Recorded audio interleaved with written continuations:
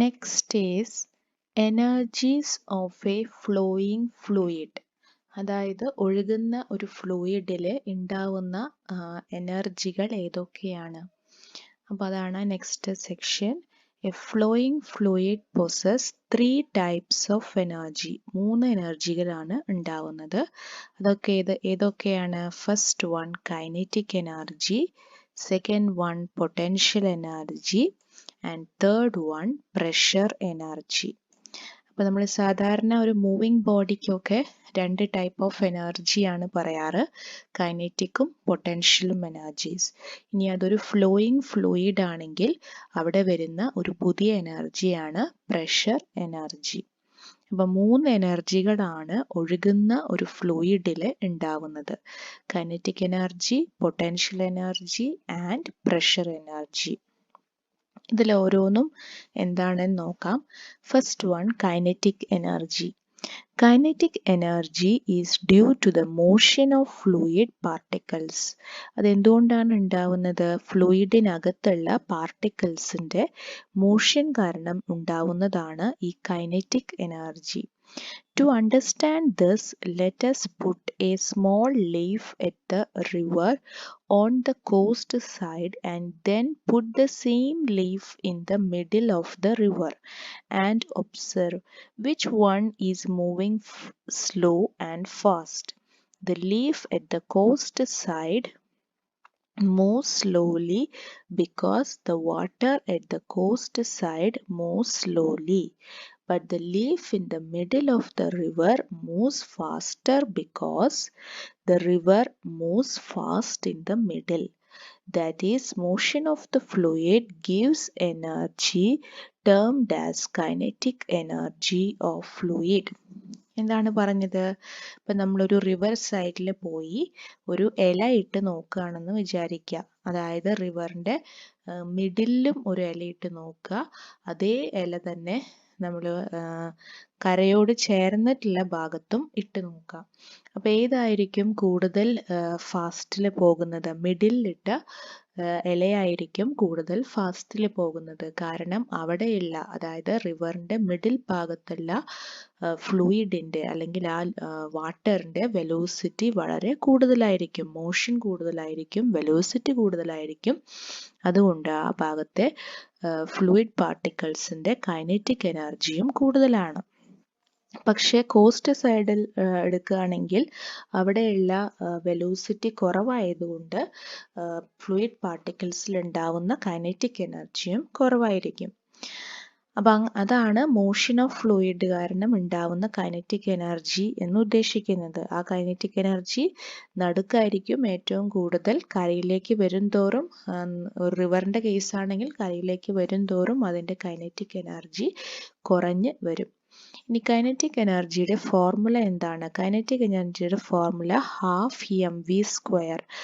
If m the mass of the fluid flows with velocity v, then kinetic energy is given by m എന്ന് പറയുന്നത് ഫ്ലൂയിഡിന്റെ മാസും v എന്ന് പറയുന്നത് വെലോസിറ്റിയുമാണെങ്കിൽ kinetic എനർജിയുടെ ഫോർമുലയാണ് ½ mv². ഓക്കെ.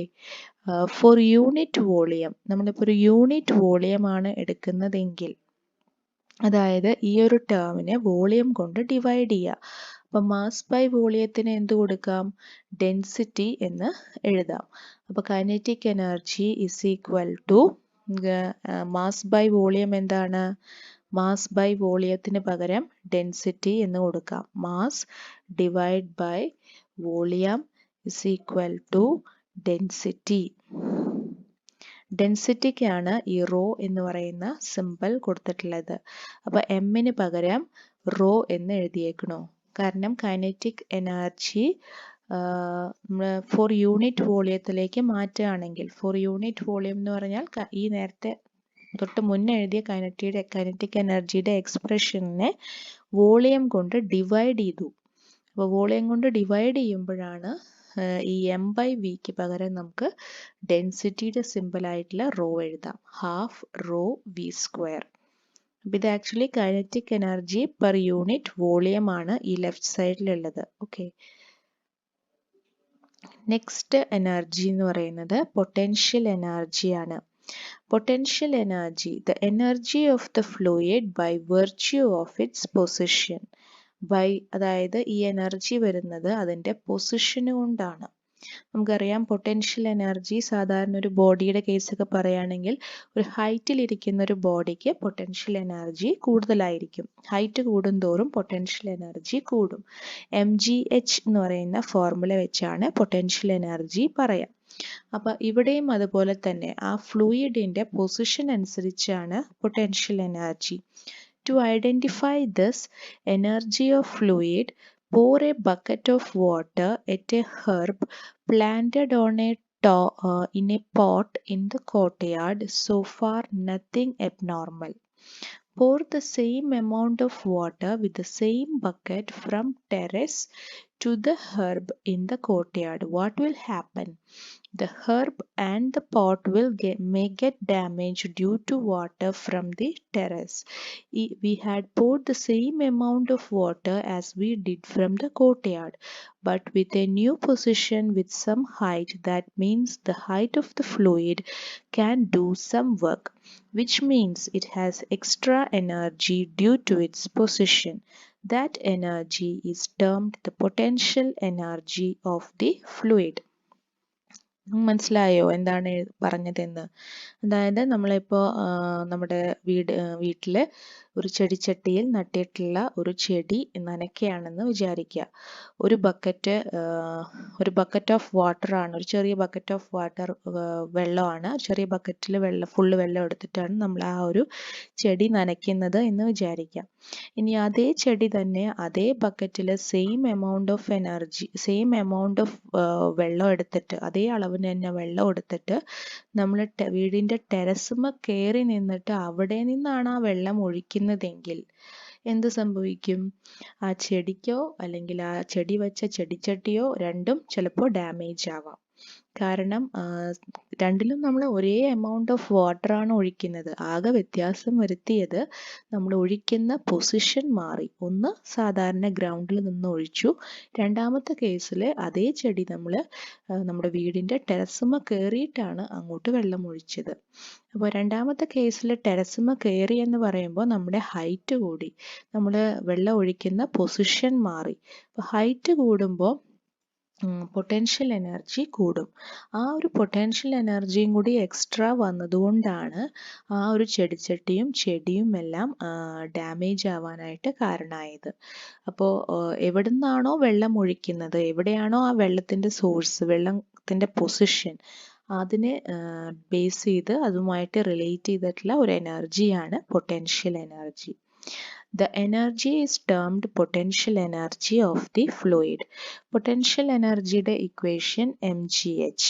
ഇനി നമ്മൾ per unit വോളിയം എടുക്കുകയാണെങ്കിൽ നേരത്തെ ചെയ്ത പോലെ തന്നെ potential energy per unit volume കൊണ്ട് ഡിവൈഡ് ചെയ്യുകയാണെങ്കിൽ, അതായത് potential energy divide by volume എന്ന് പറയുമ്പോൾ മാസ് ബൈ വോളിയം എന്ന് എഴുതാം, അതിന് പകരം ഡെൻസിറ്റി എന്ന് എഴുതാം. നേരത്തെ ചെയ്ത പോലെ തന്നെ മാസ് ബൈ വോളിയത്തിന് പകരം ഡെൻസിറ്റി റോ എന്ന് എഴുതാം. ആ റോ ആണ് ഈ ഫസ്റ്റ് എഴുതിയിട്ടുള്ള ഈ സിമ്പിൾ, പി പോലെ എഴുതിയിട്ടുള്ള സിമ്പിൾ. ഓക്കെ, നെക്സ്റ്റ് മൂന്നാമതൊരു എനർജിയാണ് പ്രഷർ എനർജി. ഇത് ഫ്ലൂയിഡ്സിന് മാത്രം വരുന്ന ഒരു എനർജിയാണ് പ്രഷർ എനർജി.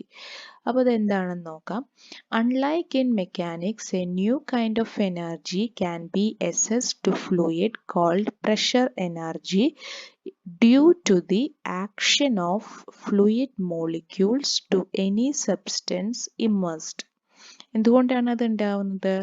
ആ ഫ്ലൂയിഡ് മോളിക്യൂൾസിന്റെ ആക്ഷൻ, ഏതെങ്കിലും ഒരു സബ്സ്റ്റൻസ് ആ ഒരു ഫ്ലൂയിഡിൽ ഇമ്മേഴ്സ് ചെയ്തിട്ടുണ്ടെങ്കിൽ, മുക്കിയിട്ടുണ്ടെങ്കിൽ, അതുകൊണ്ടുണ്ടാവുന്ന ആ ഒരു fluid മോളിക്യൂൾസിന്റെ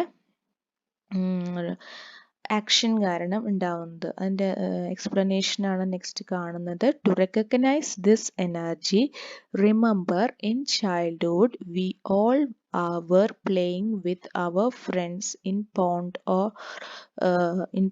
or river. Throw up our friends from the deep water to air. then up to water level from the deep, we may not feel the weight of our friend. When we reach just above water level, we feel the weight of friend. Or when we try to get water from a well, we may not feel the weight of the water can when it is immersed in water, and we will feel the complete weight when water can is just above the water level. What is happening when it is immersed in water? We do not feel the weight of the object, that is, someone is carrying it for us inside the water. That is, fluid doing the work. The object immersed in water senses the forces from the fluid molecules. Since the fluid molecules applying the force from all the sides, the net force is called pressure. The fluid molecules applying the force from all the sides, the net force is called pressure. This pressure is applied by the fluid molecules doing work to carry the object for us under water.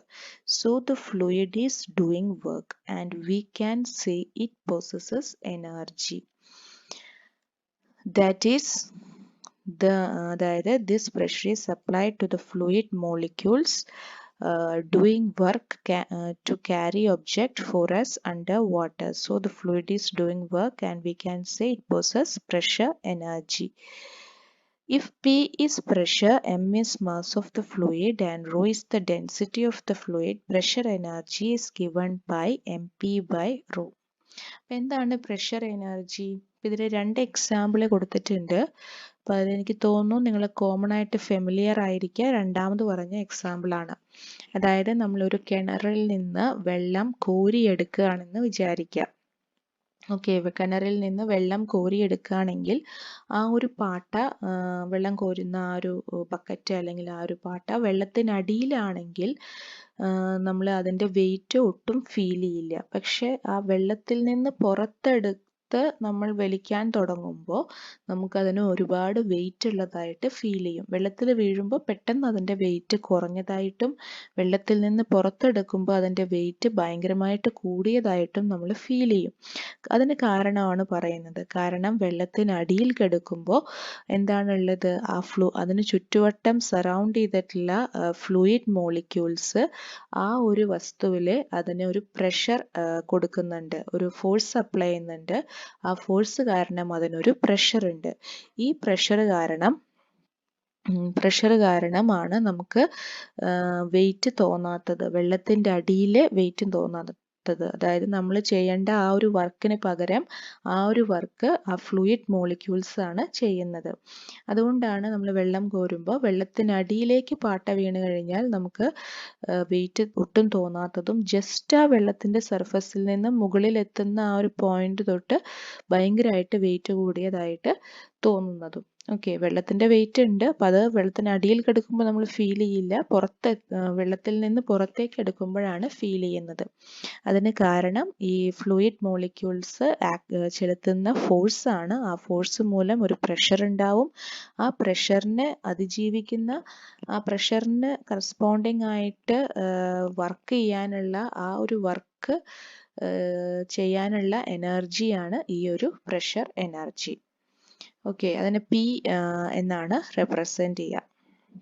It is due to the action of fluid molecules to any substance immersed. അതായത് വെള്ളത്തിനടിയിൽ മുങ്ങിക്കിടക്കുന്ന, ഇത് ഫ്ലൂയിഡ്സിന്റെ കേസാണ്, വെള്ളത്തിന്റെ case മാത്രമല്ല, ഗേഷ്യസിനും applicable ആണ്.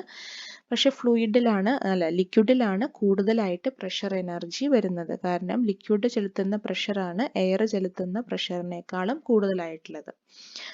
Okay, അപ്പോൾ fluid molecules liquid ആവാം, gaseous ആവാം, ആ ഒരു ഫ്ലൂയിഡ് മോളിക്യൂൾസ് അതിൽ ഇമേഴ്സ് ചെയ്തിട്ടുള്ള സബ്സ്റ്റൻസും ആക്ട് ചെയ്യിക്കുന്ന ആ ഒരു ഫോഴ്സ് കാരണം ഉണ്ടാവുന്ന പ്രഷറാണ് ഈ ഒരു പ്രഷർ എനർജി എന്ന് പറയുന്നത്. അപ്പോൾ പ്രഷർ എനർജിയുടെ ഫോർമുല ഇതാണ്. Pressure energy mp/ρ. m എന്ന് പറയുന്നത് mass of the fluid, p എന്ന് പറയുന്നത് പ്രഷർ, ρ എന്ന് പറയുന്നത് ഡെൻസിറ്റി. ഇവിടെയും ഇതുപോലെ pressure energy per unit volume നമുക്ക് എഴുതാം. പെർ യൂണിറ്റ് വോളിയം എടുക്കുകയാണെങ്കിൽ വോളിയം കൊണ്ട് ഡിവൈഡ് ചെയ്യാം. അപ്പോൾ mp/ρv എന്ന് വരും. അപ്പോൾ m/vക്ക് പകരം എന്തെഴുതാം? അതായത് m into capital P divided by rho into rho ഞാൻ സ്മോൾ ലെറ്റർ P എന്ന് എഴുതാം. റോ ആണത്. സ്മോൾ ലെറ്റർ P അതായത് rho into capital V volume കൊണ്ട് ഡിവൈഡ് ചെയ്തു. That is equal to m/ρ നമുക്ക് m/vക്ക് പകരം വീണ്ടും നമുക്ക് റോ എന്ന് എഴുതാം. അപ്പോൾ rho into pressure divided by rho എന്ന് എഴുതാം. That is equal to pressure. അപ്പം അങ്ങനെയാണ് പ്രഷർ എന്ന് വരുന്നത്. യൂണിറ്റ് വോളിയത്തിനുള്ള പ്രഷർ എനർജി കാൽക്കുലേറ്റ് ചെയ്യാൻ നേരത്തെ തന്ന ഈ ഒരു എക്സ്പ്രഷനെ വോളിയം കൊണ്ട് ഡിവൈഡ് ചെയ്യാം. അതിൽ mp/ρv എന്ന് വരും. അതിൽ m/vക്ക് പകരം വീണ്ടും നമുക്ക് റോ എന്ന് സബ്സ്റ്റിറ്റ്യൂട്ട് ചെയ്യാം. അപ്പോൾ ഒരു റോ ന്യൂമറേറ്ററിലും ഒരു റോ ഡിനോമിനേറ്ററിലും വരും. അപ്പോൾ അത് നമുക്ക് ക്യാൻസൽ ചെയ്ത് കളഞ്ഞ് P മാത്രമാണ് പിന്നെ ലാസ്റ്റ് ഉണ്ടാവുന്നത്. ഓക്കെ, അപ്പോൾ ഞാനിപ്പോൾ ടൈപ്പ് ചെയ്തതിൽ റോ എന്ന് പറയുന്ന ഗ്രീക്ക് ലെറ്ററിന് പകരമാണ് ഈ സ്മോൾ ലെറ്റർ P എന്ന് എഴുതിയിരിക്കുന്നത്. റോ ആണത്. ഓക്കെ, ഡെൻസിറ്റി റെപ്രസെൻ്റ് ചെയ്യുന്ന റോ ആണ് ഈ സ്മോൾ ലെറ്റർ P കൊണ്ട് ഞാൻ ഉദ്ദേശിക്കുന്നത്. എനിക്ക് ഗ്രീക്ക് ലെറ്റർ ടൈപ്പ് ചെയ്യാൻ പറ്റാത്തതുകൊണ്ടാണ്. Next Bernoulli's theorem. ഇത് വെരി വെരി ഇമ്പോർട്ടൻറ്റ് സെക്ഷൻ ആണ് ബെർണോളിസ് തിയറം. അപ്പോൾ ബെർണോളിസ് തിയറം അറിയണമെങ്കിൽ നേരത്തെ പറഞ്ഞ ഈ ഒരു 3 എനർജികളെ കുറിച്ചൊരു ധാരണ വേണം. അതായത് ഒരു ഫ്ലോ ചെയ്യുന്ന ഫ്ലൂയിഡിന് 3 ടൈപ്പ് ഓഫ് എനർജി ഉണ്ടായിരിക്കും. കൈനറ്റിക് എനർജി, ഒരു ഫ്ലൂയിഡ് മോഷനിലാണെങ്കിൽ അതിന് കൈനറ്റിക് എനർജി ഉണ്ടായിരിക്കും. അത് ഹൈറ്റിലാണെങ്കിൽ അതിന് പൊട്ടൻഷ്യൽ എനർജി ഉണ്ടായിരിക്കും. പിന്നെ അത് ഫ്ലൂയിഡിനകത്താണെങ്കിൽ അകത്താവുന്നത് കൊണ്ട് ഫ്ലൂയിഡ് ചെലുത്തുന്ന ആ ഒരു ഫോഴ്സ് മൂലം ഉണ്ടാവുന്ന ഒരു പ്രഷർ എനർജിയും ഉണ്ടായിരിക്കും. അപ്പോൾ അത് വെച്ചിട്ടാണ് നമ്മൾ ബെർണോളിസ് തിയറം എക്സ്പ്ലെയിൻ ചെയ്യുന്നത്. Due to the continuity equation, the speed of fluid flow can vary along the path of the fluid. What about pressure? അതായത് കണ്ടിന്യൂറ്റി ഇക്വേഷൻ ആണ് നമ്മൾ നേരത്തെ കണ്ടത്. ആ ഇക്വേഷൻ പ്രകാരം സ്പീഡും ഏരിയയും തമ്മിലുള്ള ഒരു റിലേഷൻ ആയിരുന്നു. പക്ഷെ അവിടെ പ്രഷർ വരുന്നില്ല. അപ്പോൾ പ്രഷർ കൂടി വരുന്ന ഒരു ഇക്വേഷൻ ആണ് Bernoulli's equation. The variation of pressure of flowing fluid depends on height as in the static situation, and it also depends on speed of flow. ഹൈറ്റിനെയും ഡിപ്പെൻഡ് ചെയ്യും. പ്രഷർ ആണെങ്കിൽ ഹൈറ്റിനെയും ഡിപ്പെൻഡ് ചെയ്യണം, സ്പീഡിനെയും ഡിപ്പെൻഡ് ചെയ്യണം. We can derive an important relationship called Bernoulli's equation that relates pressure, flow speed and height for the flow of ideal fluid. ഇത് മൂന്നും connect ചെയ്യുന്നതാണ് ബെർണോളിസ് ഇക്വേഷൻ. പ്രഷറും ഫ്ലോന്റെ സ്പീഡും, അതായത് ഫ്ലൂയിഡ് ഫ്ലോന്റെ സ്പീഡും ഹൈറ്റും, അത് മൂന്നും കണക്ട് ചെയ്യുന്നതാണ് ഈ ബെർണോളിസ് ഇക്വേഷൻ. അതായത് പ്രഷർ എനർജിയും കൈനറ്റിക് എനർജിയും പൊട്ടൻഷ്യൽ എനർജിയും. ഹൈറ്റ് കാരണം ഉണ്ടാവുന്നത് പൊട്ടൻഷ്യൽ എനർജി, ഫ്ലോ സ്പീഡ് കാരണം ഉണ്ടാവുന്നത് കൈനറ്റിക് എനർജി, പ്രഷർ കാരണം ഉണ്ടാവുന്നത് പ്രഷർ എനർജി. ഈ 3 എനർജികളും റിലേറ്റ് ചെയ്യുന്നതാണ് ഈ ഒരു ബെർണോളിസ് ഇക്വേഷൻ എന്ന് പറയുന്നത്.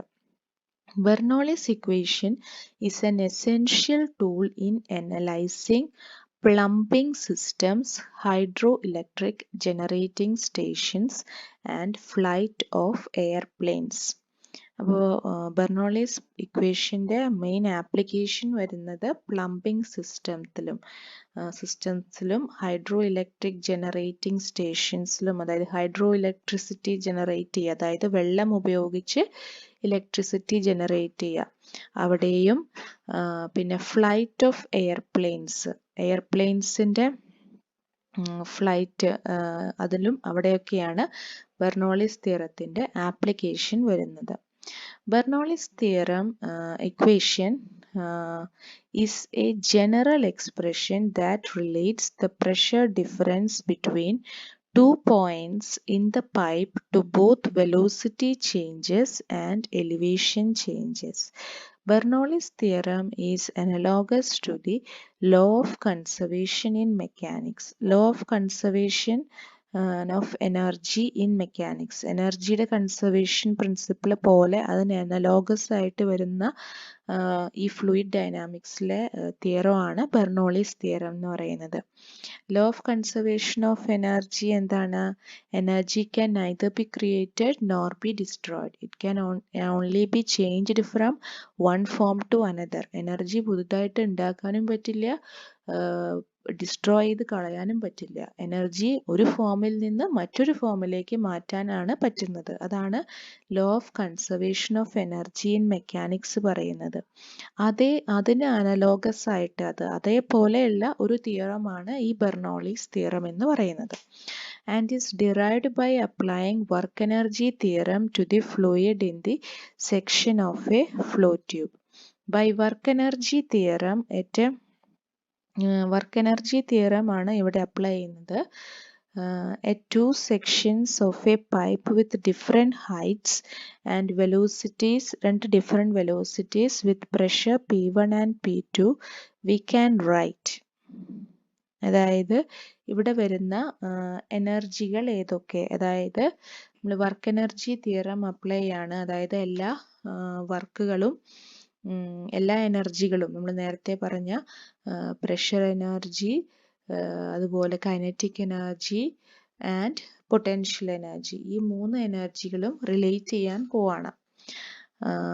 അപ്പോൾ വിത്ത് ഡിഫറെൻറ്റ് നമ്മൾ കൺസിഡർ ചെയ്യുന്നത് ഒരു പൈപ്പിൻ്റെ 2 സെക്ഷനാണ്. അതായത് നേരത്തെ കണ്ടിന്യൂറ്റി ഇക്വേഷൻ പറഞ്ഞ പോലെ തന്നെ ഒരു പൈപ്പിൻ്റെ 2 സെക്ഷൻസ്, 2 എൻഡ് കൺസിഡർ ചെയ്യാണ്. വിത്ത് different heights h1 and h2 and v1 and v2 are the velocities of flow. With pressure p1 and p2 we can write. അതായത് വർക്ക് എനർജി തിയറം ഉപയോഗിച്ച് നമ്മൾ ഇങ്ങനെ ഒരു സിറ്റുവേഷനിൽ ഒരു ഫോർമുല എഴുതുകയാണ്. അതായത് ഒരു പൈപ്പിൻ്റെ 2 എൻഡാണ് നമ്മൾ പറയുന്നത്. ആ ഒരു പൈപ്പിൻ്റെ 2 എൻഡും 2 ഹൈറ്റിലാണ്. ഒരു എൻഡ് h1 ഹൈറ്റിലെ, മറ്റേ എൻഡ് h2 ഹൈറ്റിലെ, ഗ്രൗണ്ട് ലെവലിൽ നിന്ന്. h1 ഹൈറ്റിലെ ഫ്ലൂയിഡ് ഫ്ലോൻ്റെ വെലോസിറ്റി v1 ആണ്. h2 ഹൈറ്റിലെ വെലോസിറ്റി v2 ആണ്. ഈ 2 എൻഡിലെയും പ്രഷറും ഡിഫറെൻ്റ് ആണ്. ഫസ്റ്റ് എൻഡിലെ പ്രഷർ P1, സെക്കൻഡ് എൻഡിലെ പ്രഷർ P2. അങ്ങനെയാണെങ്കിൽ വർക്ക് എനർജി തിയറം നമ്മളിവിടെ ഉപയോഗിക്കുകയാണ്. അപ്പോൾ according to work energy theorem എന്താണ് അത് പറയുന്നത്? Work done is equal to change in energy. Work done equal to change in energy. അപ്പോൾ വർക്ക് ഡണ്ടെ ഫോർമുല എന്ന് പറയുന്നത് പ്രഷർ ഇൻറ്റു വോളിയം, അതാണ് വർക്ക് ഡണ്ടെ എനർജി. അപ്പോൾ ഇവിടുത്തെ പ്രഷർ, ഒരു പ്രഷർ P1 ആണ്, ഒരു പ്രഷർ P2 ആണ്. അപ്പോൾ ആ ഒരു ഡിഫറൻസ് ഇൻ പ്രഷർ ആണ് നെറ്റ് പ്രഷർ. അപ്പോൾ P2 minus P1 into volume ചെയ്യുമ്പോൾ വർക്ക് ഡൺ കിട്ടും. Work done is equal to change in energy. അപ്പോൾ ചേഞ്ച് ഇൻ കൈനറ്റിക് എനർജി, അതാണ് ഫസ്റ്റ് എഴുതിയിരിക്കുന്നത്, plus change in potential energy. അപ്പോൾ change in kinetic energy plus change in potential energy. അതാണ് first 2 term represent ചെയ്യുന്നത് change in kinetic energy. മൂന്നാമത്തെയും നാലാമത്തെയും term represent ചെയ്യുന്നത് change in potential energy. Text ബുക്കിൽ ഇവിടെ ഒരു മിസ്റ്റേക്ക് ഉണ്ട്. ഇവിടെ മൈനസ് ആണ്. ലാസ്റ്റ് ടേമിൻ്റെ കണക്റ്റിംഗ് സൈൻ മൈനസ് ആണ്, അത് പ്ലസ് എന്നാണ് കൊടുത്തിട്ടുള്ളത്. അപ്പോൾ അത് മൈനസ് ആക്കാം. നെക്സ്റ്റ് സ്റ്റെപ്പിൽ നമ്മൾ എന്താണ് ചെയ്യുന്നത്? ഈ വി കൊണ്ട് ഡിവൈഡ് ചെയ്യാണ്. ലെഫ്റ്റ് സൈഡും റൈറ്റ് സൈഡും വോളിയം കൊണ്ട് ഡിവൈഡ് ചെയ്യുക. അപ്പോൾ ലെഫ്റ്റ് സൈഡ് വി കൊണ്ട് ഡിവൈഡ് ചെയ്യുമ്പോൾ ആ വി എന്ന് പറയുന്ന ടേം ക്യാൻസൽ ആയിപ്പോയി. റൈറ്റ് സൈഡിലാണെങ്കിൽ എം ബൈ വിക്ക് പകരം നമുക്ക് റോ എന്ന് എഴുതാം. അത് കാരണം മാസ് ബൈ വോളിയം എന്ന് പറയുന്നത് ഡെൻസിറ്റിയാണ്. അപ്പം 4 ടേമിലും എം ബൈ വോളിയം വരും. ആ 4 ടേമിലും എമ്മിന് പകരം നമുക്കിപ്പോൾ റോ എന്ന് എഴുതാം. കാരണം എം ബൈ വി എന്ന് പറയുന്ന മാസ് ബൈ വോളിയം എന്ന് പറയുന്നത് ഡെൻസിറ്റിയാണ്. ഡെൻസിറ്റിക്ക് നമ്മൾ ഉപയോഗിക്കുന്ന സിമ്പിളാണ് ഈ ഗ്രീക്ക് ലെറ്റർ റോ എന്ന് പറയുന്നത്. അപ്പോൾ P1 അപ്പോൾ ഇങ്ങനെ ഒരു ഇക്വേഷൻ കിട്ടും. നെക്സ്റ്റ് സ്റ്റെപ്പിൽ നമ്മൾ 1 വരുന്ന ടേമുകളെയെല്ലാം ലെഫ്റ്റ് സൈഡിലേക്കും 2 സഫിക്സ് വരുന്ന ടേമുകളെയെല്ലാം റൈറ്റ് സൈഡിലേക്കും മാറ്റി. അപ്പോൾ P1 plus half rho V1 square plus rho GH1 equal to P2 plus half rho V2 square plus rho GH2 എന്ന് വരും.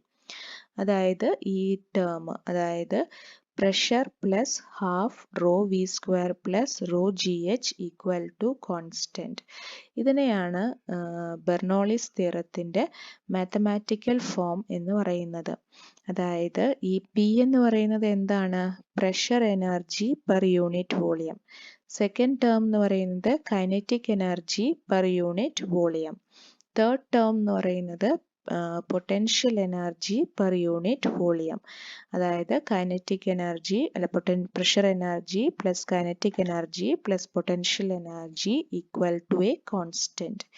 അതാണ് ബെർണോളിസ് തിയറത്തിന്റെ mathematical form.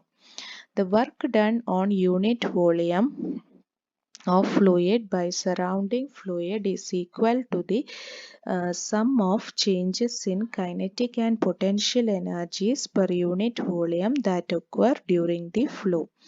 That is, total energy associated with flowing ideal fluid is a constant.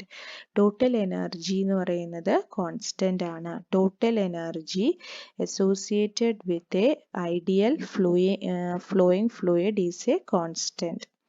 അപ്പോൾ Bernoulli's തിയറത്തിന്റെ statement ആയിട്ട് ഇങ്ങനെ പറയാം. Bernoulli's theorem States that the sum of kinetic energy, potential energy and pressure energy of an ideal fluid in a streamlined flow remains constant throughout the flow. അതാണ് Bernoulli's തിയറത്തിന്റെ statement. ഇപ്പം നമ്മൾ എടുക്കുന്ന energy ഒന്നില്ലെങ്കിൽ അങ്ങനെ പറയാം, അല്ലെങ്കിൽ എനർജി പെർ യൂണിറ്റ് വോളിയം പറയാം. രണ്ടും ആണെങ്കിലും കോൺസ്റ്റന്റ് ആയിരിക്കും. ഓക്കെ. അപ്പോൾ next applications of Bernoulli's theorem ആണ്. ഈ ബെർണോളിസ് തിയറത്തിന്റെ ആപ്ലിക്കേഷൻ മെയിനായിട്ട് നമുക്ക് പഠിക്കാനുള്ളത് 2 ആപ്ലിക്കേഷൻ ആണ്. ഒന്ന് അറ്റോമൈസറും 2 എയർ ഫോയിലും. First one atomizer and second one air foil. അപ്പോൾ അറ്റോമൈസർ എന്ന് പറഞ്ഞാൽ എന്താണ്? നിങ്ങൾ പലരും സ്പ്രേ ഉപയോഗിക്കുന്നവരായിരിക്കും. അപ്പോൾ ആ ഒരു സ്പ്രേ ബോട്ടിലിൻ്റെ ആ ഒരു വർക്കിംഗ് ആണ്, ആ സ്പ്രേ ബോട്ടിലിന് തന്നെയാണ് അറ്റോമൈസർ എന്ന് ഉദ്ദേശിക്കുന്നത്. അപ്പോൾ an atomizer is a device to spray a liquid or make a liquid into a jet of tiny droplets. നമുക്ക് സാനിറ്റൈസറും ഇപ്പോൾ ഇതുപോലത്തെ ബോട്ടിലുകളിൽ കിട്ടുന്നുണ്ട്.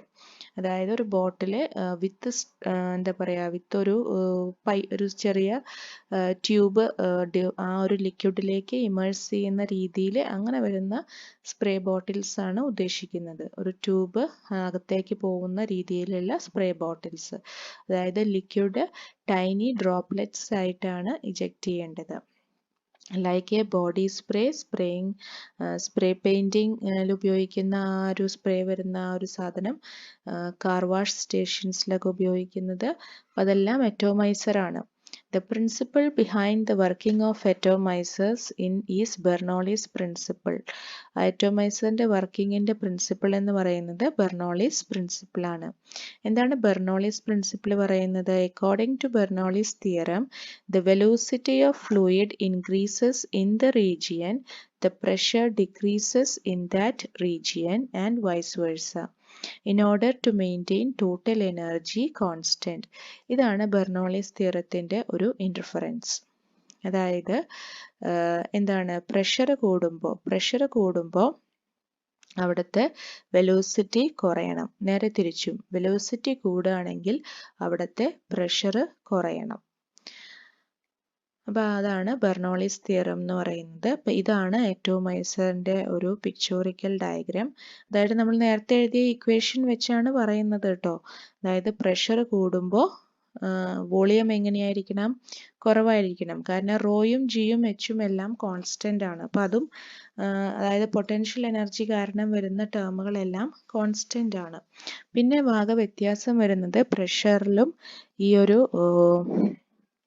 വോളിയത്തിലല്ല വെലോസിറ്റിയിലും മാത്രമാണ്. അപ്പോൾ പ്രഷറും വോളിയം കൂടി കണക്ട് ചെയ്യുന്ന ആ ഒരു റിലേഷൻ, ആദ്യത്തെയും രണ്ടാമത്തെയും ടേം വരുമ്പോഴതിനെയാണ് നമ്മളിപ്പോൾ പറയുന്നത്. പ്രഷർ കൂടുകയാണെങ്കിൽ വോളിയം കുറയണം. വോളിയം അല്ല, വെലോസിറ്റി കുറയണം. വെലോസിറ്റി ഓഫ് ഫ്ലൂയിഡ് ഫ്ലോ കുറയണം. അതുപോലെ വെലോസിറ്റി ഓഫ് ഫ്ലൂയിഡ് ഫ്ലോ കൂടുതലാണെങ്കിൽ പ്രഷർ കുറയണം. പൊട്ടൻഷ്യൽ എനർജി ഒരു ഗിവൺ പൈപ്പ് ആണെങ്കിൽ അത് കോൺസ്റ്റന്റ് ആയിരിക്കും. കാരണം റോയും ജിയും എച്ചും എല്ലാം കോൺസ്റ്റൻസ് ആയിരിക്കും. അപ്പോൾ ഇവിടെ ഒരു അറ്റോമൈസർ കൺസിഡർ ചെയ്യുക. ഇതൊരു പിസ്റ്റൺ ആണ്, നമ്മൾ സിറിഞ്ചിലൊക്കെ കാണുന്ന രീതിക്കുള്ളത്. അത് വലിച്ചു കഴിഞ്ഞാൽ നമുക്ക് ലിക്വിഡ് അതിനകത്തേക്ക് കയറും. അത് പ്രസ് ചെയ്യുന്നതനുസരിച്ച് സ്പ്രേ ആയിട്ട് ഈ ലിക്വിഡ് പുറത്തേക്ക് ഇജക്റ്റ് ചെയ്യും. The essential parts of the atomizer are a cylinder C. ഇതിൽ എന്തൊക്കെയുണ്ട്? ഒരു സിലിണ്ടർ ഷേപ്ഡ് ചേംബർ ഉണ്ട്, സി എന്ന് പറഞ്ഞിട്ട്, വിത്ത് എ പിസ്റ്റൺ, ഒരു പിസ്റ്റണും കൂടി അതിനെ അറ്റാച്ച് ചെയ്തിട്ടുണ്ട്. അതായത് നമുക്ക് ക്രമീകരിക്കാൻ, അതായത് അകത്തേക്ക് പ്രസ് ചെയ്യാം, പുറത്തേക്കും വലിച്ചെടുക്കാം.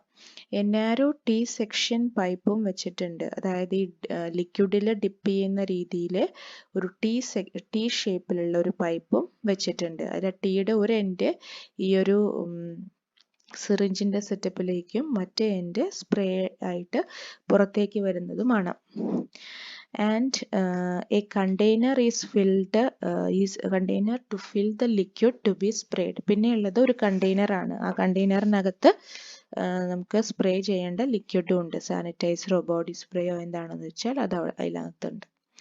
As we push the piston rapidly to inside, നമ്മൾ പിസ്റ്റൺ അകത്തേക്ക് പ്രസ് ചെയ്യുകയാണെങ്കിൽ എന്താണ് ഉണ്ടാവുക? The air in the cylinder begins to move towards the T-section shape.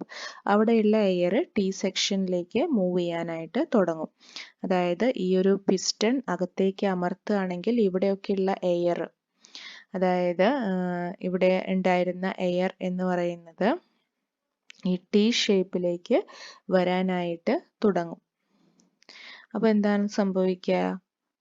Since the area of cross section of the cylinder is larger than the area of cross section of the T section shape, as a consequence of continuity equation, the velocity of air moving through the T section shape is greater than velocity of air in the cylinder.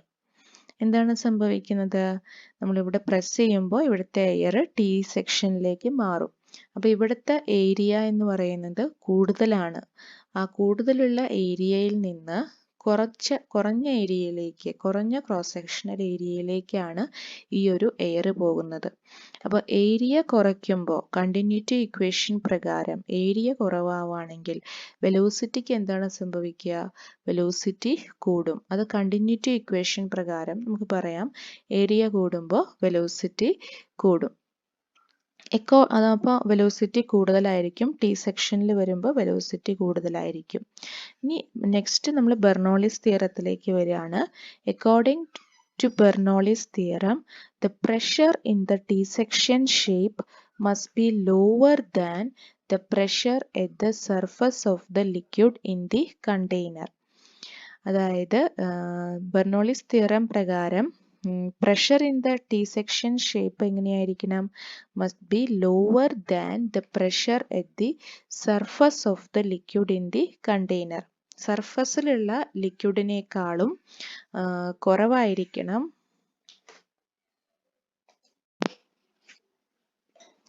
T section ഷേപ്പിലുള്ള pressure. അതായത് സർഫസിലെ pressure ആയിരിക്കും കൂടുതൽ, T section ഷേപ്പിൽ അതായത് ആ T ഷേപ്പിലുള്ള ആ ഒരു ഭാഗം അവിടുത്തെ പ്രഷർ കുറവായിരിക്കും, സർഫസിലെ പ്രഷർ കൂടുതലായിരിക്കും, ടി സെക്ഷൻ പൈപ്പിലെ പ്രഷർ കുറവായിരിക്കും. കാരണം നമുക്കറിയാലോ ഇവിടെയാണ് കൂടുതൽ ലിക്വിഡ് ഉള്ളത്, അപ്പോൾ ഇവിടുത്തെ പ്രഷർ ആയിരിക്കും കൂടുതൽ, ടി സെക്ഷൻ ഷേപ്പിലെ പ്രഷർ കുറവായിരിക്കും. അപ്പോൾ പ്രഷറിൻ്റെ ടെൻഡൻസി എന്താണ്? ഹൈ പ്രഷർ റീജിയനിൽ നിന്ന് ലോ പ്രഷർ റീജിയനിലേക്ക് മാറാനാണ്. അപ്പോൾ ആ ലിക്വിഡ് അതിൻ്റെ ഫലമായിട്ട് ഈ ഒരു പൈപ്പിലൂടെ മുകളിലേക്ക് കയറി വരും. ആ കയറി വരുന്ന ആ ഒരു ലിക്വിഡും ഇവിടെ വെലോസിറ്റി കൂടുതലായിട്ട് എയർ ഇവിടെ വന്ന് നിൽക്കുന്നുണ്ട്. അതിന് കാരണം എന്താണ്? കണ്ടിന്യൂറ്റി ഇക്വേഷൻ കാരണം, ഈ ഒരു ഏരിയ കുറഞ്ഞത് കാരണം വെലോസിറ്റി കൂടിയിട്ടുള്ള എയർ ഇവിടെ ഈ ഒരു ടി സെക്ഷൻ ഷേപ്പിൽ നിൽക്കുന്നുണ്ട്.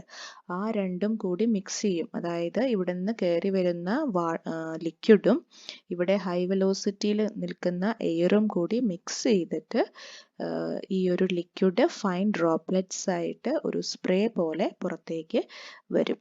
അതാണ് അറ്റോമൈസറിന്റെ വർക്കിംഗ് പ്രിൻസിപ്പിൾ. ഒന്നുകൂടി വായിക്കാം. ആദ്യം കണ്ടിന്യൂറ്റി ഇക്വേഷൻ വരെ ക്ലിയർ ആയി എന്ന് വിചാരിക്കുന്നു. ഏരിയ കുറയുന്നത് കാരണം വെലോസിറ്റി കൂടും. നെക്സ്റ്റ്, ബെർണോളിസ് പ്രിൻസിപ്പിൾ പ്രകാരം the pressure in the T-section shape must be lower than the pressure at the surface of the liquid in the container because of this pressure difference. അതായത് രണ്ടിൻ്റെയും ആ ഒരു pressure difference ഉള്ള കാരണം the liquid in the container rises up and reaches the T-junction tape. T junction pipe. ആ pressure difference ഉള്ള കാരണം high പ്രഷറിൽ നിന്ന് ലോ പ്രഷറിലേക്ക് ഫ്ലൂയിഡ്സ് ഫ്ലോ ചെയ്യും. അതിൻ്റെ ഫലമായിട്ട് ഈ ലിക്വിഡ് ടി സെക്ഷനിലേക്ക് കയറി വരും. The liquid mixes with high speed air to form a spray. അപ്പോൾ ടി സെക്ഷനിൽ ഓൾറെഡി ഹൈ സ്പീഡ് എയർ എത്തിയിട്ടുണ്ട്. കാരണം കണ്ടിന്യൂറ്റി ഇക്വേഷൻ്റെ ഫലമായിട്ട് നമ്മൾ ഏരിയ കുറയ്ക്കുന്നത് കാരണം. അപ്പോൾ ആ ഹൈ സ്പീഡ് എയറും ഇത് രണ്ടും കൂടി മിക്സ് ചെയ്യും. The liquid mixes with high speed air to form a spray. For a perfume bottle or spray paint, the container with liquid is kept at high pressure with an air compressor. ഒരു air compressor ഉപയോഗിച്ച് ഒരു high പ്രഷറിലാണ് ഈ spray ബോട്ടിലിനകത്തെ ആ ഒരു liquid അതിനകത്ത് വെച്ചിട്ടുള്ളത്. So a small pressure difference created due to the press at the spray piston we give a jet of liquid particles or atomized liquid. Okay, അതായത് നമ്മളൊരു small pressure difference apply, spray ബോട്ടിലിൽ പല spray ബോട്ടിലുകളിലും press ചെയ്യുന്ന രീതിയിലായിരിക്കുമല്ലോ. അപ്പോൾ അങ്ങനെ ഒരു ചെറിയ press കൊടുക്കുമ്പോൾ തന്നെ ആ ഒരു പ്രഷർ ഡിഫറൻസ് പെട്ടെന്ന് ക്രിയേറ്റ് ചെയ്യുന്ന രീതിയിലാണ് സ്പ്രേ ബോട്ടിലിനകത്ത് എയർ കംപ്രസർ എല്ലാം വെച്ച് ഹൈ പ്രഷറായിട്ട് ക്രിയേറ്റ് ചെയ്ത് വെച്ചിട്ടുള്ളത്. അപ്പോൾ ചെറിയ പ്രസ് കൊടുക്കുമ്പോൾ തന്നെ ഒരു കൺസിഡറബിൾ ആയിട്ടുള്ള ഒരു പ്രഷർ ഡിഫറൻസ് വരും. ആ പ്രഷർ ഡിഫറൻസ് വരുന്നത് കാരണം ഈ പിസ്റ്റൺ പ്രസ് ചെയ്യുന്നതനുസരിച്ച് സ്പ്രേ ആയിട്ട് ജെറ്റ് ഓഫ് ലിക്വിഡ് പുറത്തേക്ക് വരും. ഈ ജെറ്റ് ഓഫ് ലിക്വിഡ് പാർട്ടിക്കിൾസിന് നമുക്ക് വളരെ ഫൈൻ സ്പ്രേ ആയതുകൊണ്ട് ഈ ലിക്വിഡിൻ്റെ ആറ്റോമൈസ്ഡ്, അതായത് ആറ്റം സൈസിലുള്ള പാർട്ടിക്കിൾസ് ആയിട്ട് പുറത്തേക്ക് വരിക, അങ്ങനെ ഒരു മീനിങ്ങിലാണ് അറ്റോമൈസ്ഡ് ലിക്വിഡ് ആണ് പുറത്തേക്ക് വരുന്നത്. അതുകൊണ്ടാണ് ഈ ഒരു ഉപകരണത്തിന് അറ്റോമൈസർ എന്ന് പറയുന്നത്. അപ്പോൾ അറ്റോമൈസർ എക്സ്പ്ലെയിൻ ചെയ്യുമ്പോൾ കണ്ടിന്യൂറ്റി ഇക്വേഷനും വരുന്നുണ്ട്, ബെർണോളിസ് തിയറവും വരുന്നുണ്ട്. ബെർണോളിസ് തിയറി പ്രകാരം പ്രഷറും വെലോസിറ്റിയും തമ്മിലുള്ള ഒരു റിലേഷനാണ്. കണ്ടിന്യൂറ്റി ഇക്വേഷൻ ആണെങ്കിൽ ഏരിയയും വെലോസിറ്റിയും തമ്മിലുള്ളൊരു റിലേഷനാണ് വരുന്നത്. അപ്പോൾ കണ്ടിന്യൂറ്റി ഇക്വേഷൻ പ്രകാരം ഏരിയ കൂടുമ്പോൾ വെലോസിറ്റി കുറയും, ഏരിയ കുറയുമ്പോൾ വെലോസിറ്റി കൂടും. ബെർണോളിസ് തിയറി പ്രകാരം വെലോസിറ്റി കൂടുമ്പോൾ അല്ലെങ്കിൽ വെലോസിറ്റി കൂടുമ്പോൾ പ്രഷർ കുറയും. ഓക്കെ, ആ വെലോസിറ്റി കൂടുമ്പോൾ പ്രഷർ കുറയും. അതായത് ഇവിടെയുള്ള വെലോസിറ്റി കൂടുമ്പോൾ ഇവിടുത്തെ ടി സെക്ഷൻ ഷേപ്പിൽ പ്രഷർ കുറവായിരിക്കും. അതിന് കാരണമാണ് ഈ ബെർണോളിസ് തിയറം. ഓക്കെ, അത് ഈ ഫോർമുലയിൽ നിന്ന് നമുക്ക് പറയാം. ഈ പ്രഷർ കൂടുകയാണെങ്കിൽ വെലോസിറ്റി കുറവായിരിക്കും, കാരണം അത് കോൺസ്റ്റന്റ് ആയിട്ട് നിൽക്കണം. ഈ റോ GH നോക്കണ്ട, കാരണം അതും ഒരു കോൺസ്റ്റന്റ് ആണ്. അപ്പോൾ പ്രഷർ കൂടുമ്പോൾ വെലോസിറ്റി കുറയണം. അപ്പോൾ ഈ ഒരു ഭാഗത്തെ വെലോസിറ്റി കൂടുക എന്ന് പറഞ്ഞാൽ അതിൻ്റെ അർത്ഥം ഇവിടുത്തെ പ്രഷർ കുറവാണ്. ഈ താഴെയുള്ള ഈ ലിക്വിഡ് പ്രഷറിനെ അപേക്ഷിച്ച് ഇവിടുത്തെ പ്രഷർ കുറവാണ്.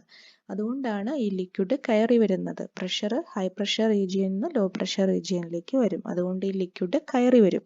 ഈ കയറി വരുന്ന ലിക്വിഡും ഇവിടെയുള്ള ഹൈ വെലോസിറ്റി ആയിട്ടുള്ള എയറും കൂടി മിക്സ് ചെയ്ത് ഒരു സ്പ്രേ ആയിട്ട് പുറത്തേക്ക് വരും. അങ്ങനെയാണ് അറ്റോമൈസറിൻ്റെ വർക്കിംഗ്. ഇത് ബെർണോളിസ് തിയറത്തിൻ്റെ ഒരു ആപ്ലിക്കേഷൻ ആണ്. സെക്കൻഡ് ആപ്ലിക്കേഷൻ എന്ന് പറയുന്നത് എയർ ഫോയിൽ ആണ്. നെക്സ്റ്റ് ക്ലാസ്സിൽ നമുക്കത് ഡിസ്കസ് ചെയ്യാം. Air foil. ഓക്കെ.